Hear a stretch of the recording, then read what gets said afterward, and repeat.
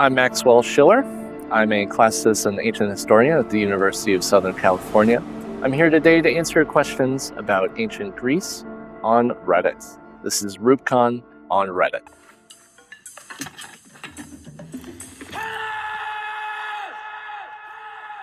King William VI asked, why was ancient Greece divided in multiple city-states and not a unified country? One answer that's really popular is relating it to the geography of Greece itself. Greece today, and it was in the past, an area that's very mountainous, with a lot of valleys, with arable land in between. But what that means is that you have a lot of pockets of arable land and a lot of little pockets where different cities could be placed.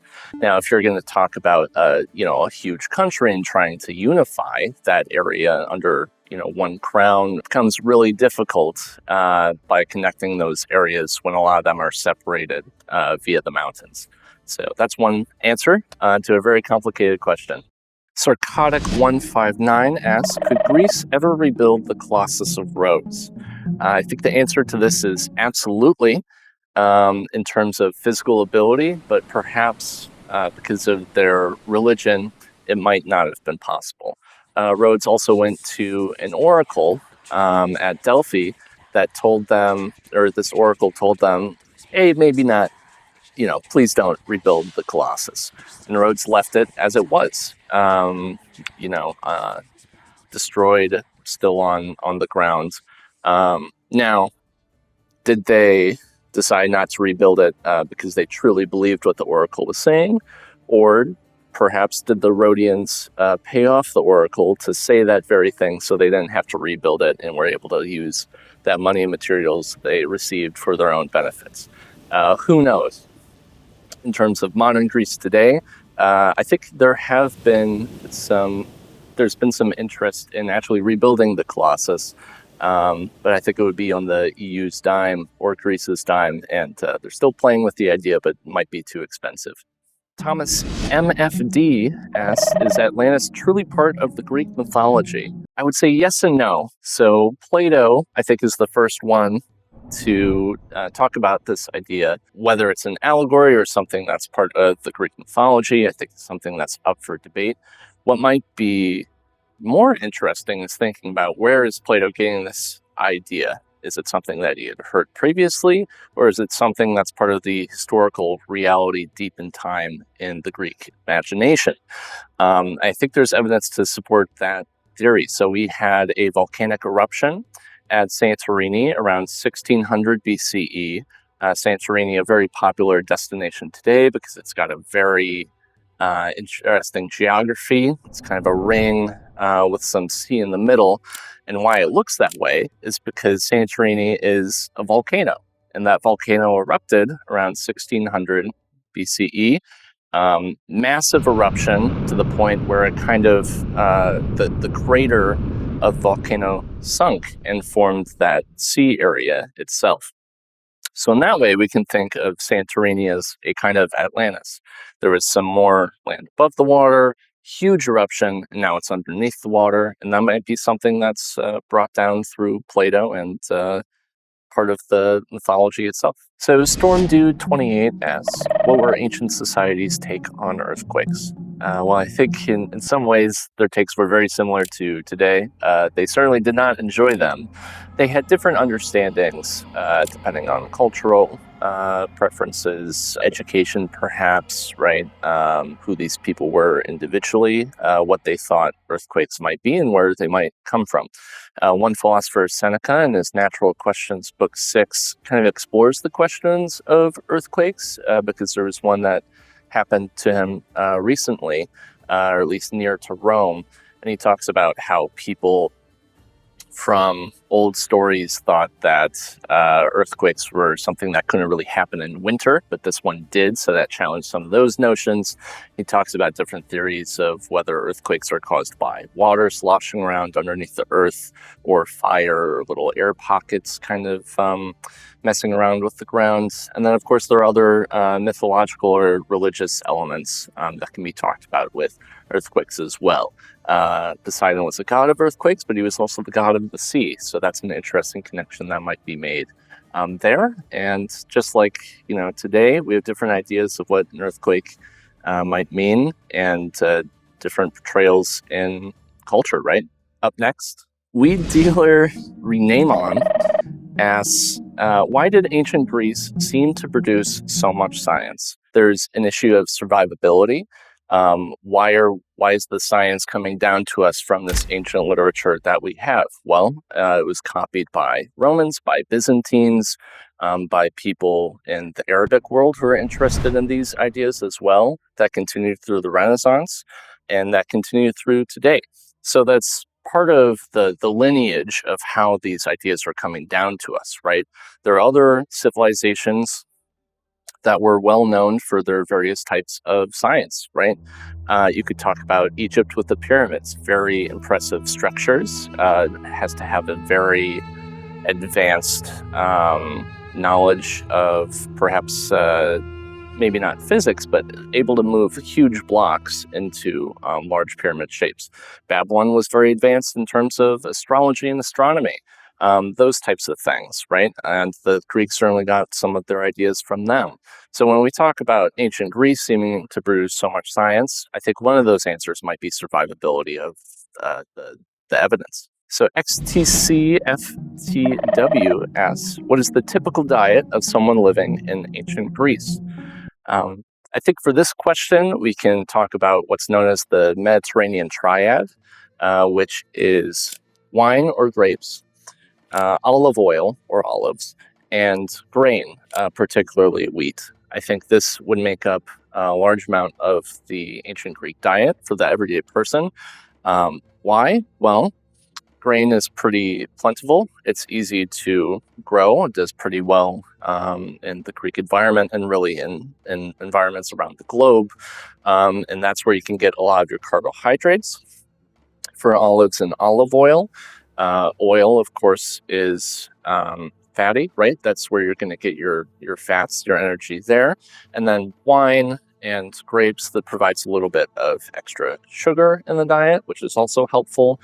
Wine is helpful because with alcohol, you mix it with some water, might be able to kill off some bacteria and other nasty things that might be in somebody's drinking water, and be helpful for reducing some disease. So that was the main thing that would have been drunk. But there are also other things you can talk about in terms of fish, some meat, but perhaps for the everyday person, that would be more of a delicacy. And so you can have a little more added protein in your diet. Wildly Earnest asked, how do ancient buildings survive hundreds of years of natural disasters, for example, earthquakes? It's a really interesting question, and there are a number of answers that can be provided for it. I think one might be, to start, just luck, right? You might have a building that's in an earthquake-prone area, but you don't have a really massive earthquake that disrupts it for a few hundred years, right?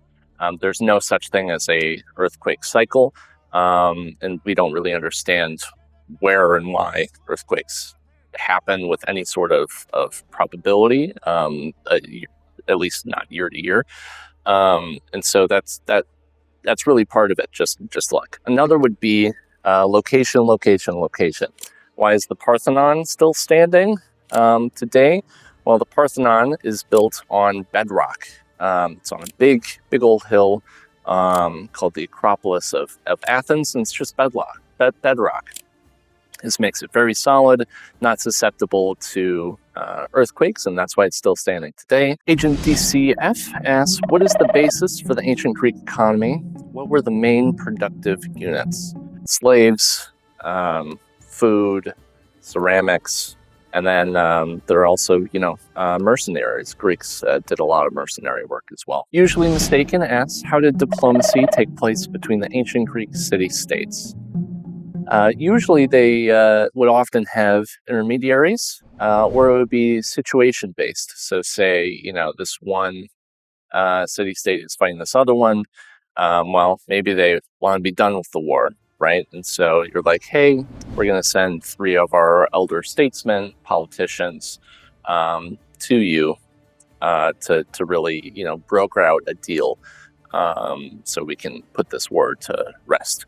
Sometimes it was better for there to be an intermediary to help kind of broker that relationship, especially if it was really highly contentious or it was a conflict that affected a broader area. So the island state of Rhodes did a lot of this brokering between ancient states, often would be putting together deals, and that's really not too dissimilar to what we might see today. Porter 23 asks, ancient Greece was mythology as we know it, taken as fact, as fiction or allegory, or a combination? I would say a combination generally, and I think this is something that is difficult to know for certain because even individuals today have very different understandings of what is mythology, what is religion, what is true, right? So I think we can start there in answering that question. I think it also depends that you can take some myths as true and some as false. So a lot of ancient Greek city-states had a founder that they would point to back in mythology. So say your founder is Heracles or Hercules. Well, the problem is that you often will have one person being the founder of multiple places. Or you'll have one story that conflicts with another. So you might believe, something that's related to your city and maybe not it being from another. So that's one answer to it as well. And it's just, very individual.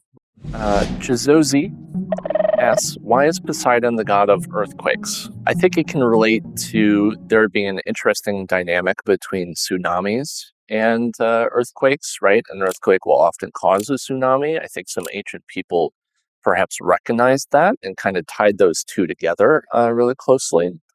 But Poseidon is not only the god of the sea, the god of earthquakes, he also has some interesting characteristics that might associate him with the underworld or the dead. It's better to think of Poseidon as, yes, a Greek god, but how did we get all these ideas of what Poseidon is together? I think it's cobbled from different cult sites that have different epithets. Perhaps here it's Poseidon is the god of horses. Perhaps here he's a god of the underworld, here of earthquakes, here of the sea, and bringing those all together, kind of tying, okay, what makes sense together? Sure, god of the sea, tsunamis, earthquakes. Okay, we'll make him the god of earthquakes as well. That's what we call syncretism, where we have different gods originally and might come together and be associated with just one deity. Ungained Karma asks, why do you love ancient Greece? What is the appeal to you? As I started out as a historian, I was really interested in natural disasters and the interactions between societies and their environment, particularly with earthquakes. And so I started to really think through different cultures that have earthquakes kind of tied into their religious and cultural histories. One of them that I thought about was Japan. But at the time I was taking a Japanese history course, I was also taking Latin and was interested in pursuing a Classicist degree. And so I thought, hey, I'm noticing a lot of similarities, oddly enough, between how Japan is thinking about earthquakes and natural disasters and ancient Greece and Rome. So I started to think about it more and more. And I think the more you become invested in the ideas of a culture or history, the more you grow to love it. So it's just a progression in that sense. I'm sure if I, continued with thinking through Japanese history, I would love it in the same way I love ancient Greece. Jelly Smokes 2 asks, how did all ancient Greek polis have the same layouts? Acropolis on a hill and agora beneath. I think that's another question that relates to topography and the topography of Greece, right? You have a lot of mountainous areas, and you have a lot of places with valleys, right? If you're building a community and settlement and you're worried about someone else kind of taking you on and trying to take your land, Well, you want to have a safe place that you can defend easily. What's a place that you can defend easily? It would be an acropolis, right? A big hill or mountain, some sort of raised, elevated area that you're able to defend that might only have one path up that way, right? But then you can have like the valley floor below and a more central meeting point that's closer, and easier to gather at, as opposed to, hiking all the way up a mountain or hill. So I think that's how a lot of these places developed the same layout, but they're not necessarily all the same, right? Some decided to have walls. Sometimes you'll just have a settlement that's, on the valley without a major area that they could reach to go up to defend. But we think so much about Athens and a couple other places that have an acropolis. I think we start to think that all of them have this layout. Pass the Butter asks, why were Greeks content to live in small city-states, but the Romans expanded till they were a massive empire? It's a very difficult question to answer why one state, Rome, expanded till it was a massive empire and others failed. I think the Greeks weren't necessarily content to live in small city-states. I think a good example of this is Athens and really Sparta. Both had imperial ambitions, which led to the Peloponnesian War. Athens was taking control, really, over the lives of many other city-states in Greece, and was trying to expand that. You can see their attempted expansion by trying to attack Sicily during the Peloponnesian War, which failed dramatically. But then there are also, questions I've talked about as well with the geography. It's really hard to take over another city-state that's in another valley over a mountain, right? The supply lines that are needed to get there by land are very difficult. And if you're going to move a massive army by sea, well, that's very expensive to build those boats altogether. Rome perhaps had somewhat of an easier time. Of course, Italy is very mountainous, but there are more open plains generally than I would say in Greece, and that might be part of the reason Rome was able to expand initially. Tottenham07 asks, is the geography of ancient Greece responsible for it becoming a cradle for ideas? We think of Greece as a site of trade, that so many of these small city-states were located close to the sea. They had a lot of trade going out to different areas, whether it would be from Asia Minor, closely connected to Egypt, to the Western Mediterranean, right? Italy, Spain, etc. And I think part of being so connected with trade and interacting with other cultures and perhaps coming to understand some of their inventions and ideas then allows you to become a cradle for ideas generally. I think you can also speak of different social structures in Greece, right? With trade comes wealth. With wealth comes, for some people, leisure, right? And when you have a lot more leisure for certain people in a society, those people have more time to think and create ideas.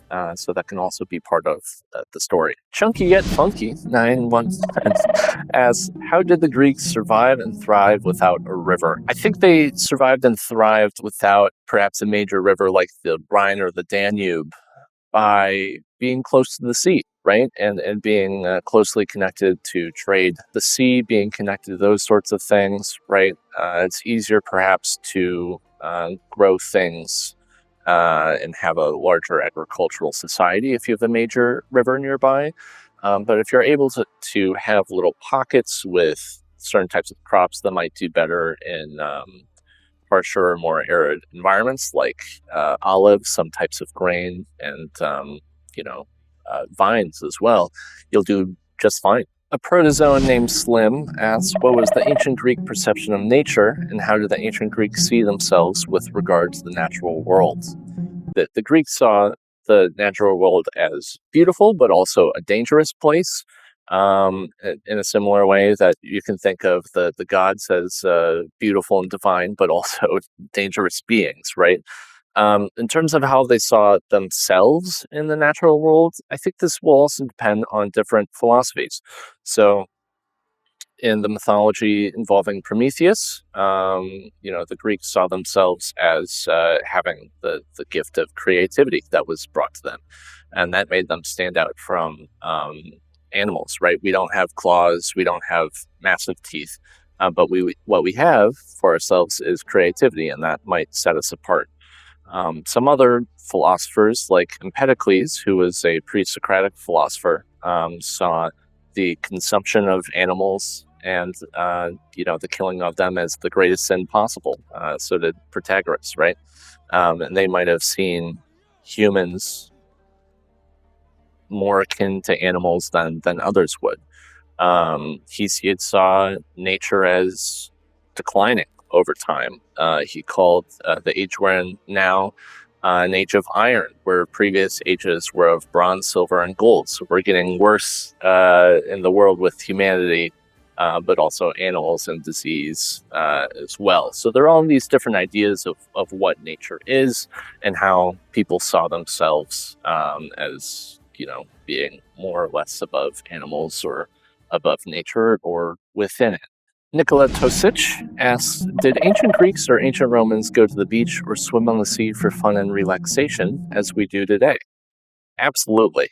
They had, I think, a great time, and the best examples that you could probably see of this are in ceramics and vases. We have a lot of different images on these ancient vases that have survived.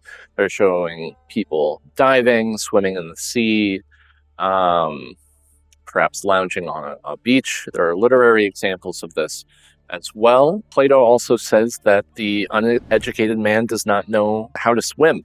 So there's also something about the cultural value of swimming, particularly for ancient Greeks as well. They saw their ability to swim and training to swim, these sorts of things, as setting them apart from barbarians. So in times of war, a Greek ship might be sunk, and a lot of those sailors might swim to safety, whereas the barbarians, I'm thinking particularly the Persian Wars, might drown, unfortunately. Xin asks, how and why did ancient Greece decline so much after the rise of Rome? If Rome is taxing areas of Greece and bringing that taxation back to Italy, maybe there's not as much money for cultural programming and these sorts of things. But I will also caution against the idea of ancient Greece declining. Rome, during the Roman Empire, really turned a lot towards Greece for the values of its culture, and also spent a lot of time there. So, for example, the Emperor Tiberius really enjoyed spending time on Rhodes before he became the emperor, right? He enjoyed it for the nature that was there, the culture. And you can also see a lot of people who are Greek speaking or Greek teaching becoming really large figures in Rhodes for their philosophy, for their ability to give speeches. They're called orators, athletes as well, these sorts of things. And a lot of those were brought to Rome because they were culturally Greek and had cultural things of value that the Romans wanted. K-Space asks, did ancient polities ever give each other something like international aid? Absolutely, yeah.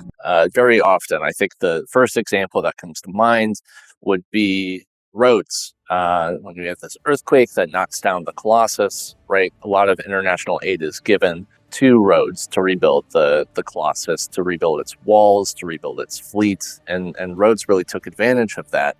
But that's not the only singular example. There are plenty of inscriptions that are going from one city to another that are thanking this citizen or the entire state for helping them in times of difficult circumstances. A lot of the reasons for giving international aid might be to maintain a friendship with another state. A lot of these also had like ethnic ties. So, for example, if you're Corinth, right, and you send out a colony and you send it to Syracuse, While if Syracuse is in trouble or Corinth is in trouble, the two might give each other some aid in recognizing that shared history. Thank you for asking fun and interesting questions today. If you would like to watch more, please click on the description below. Thanks again for watching.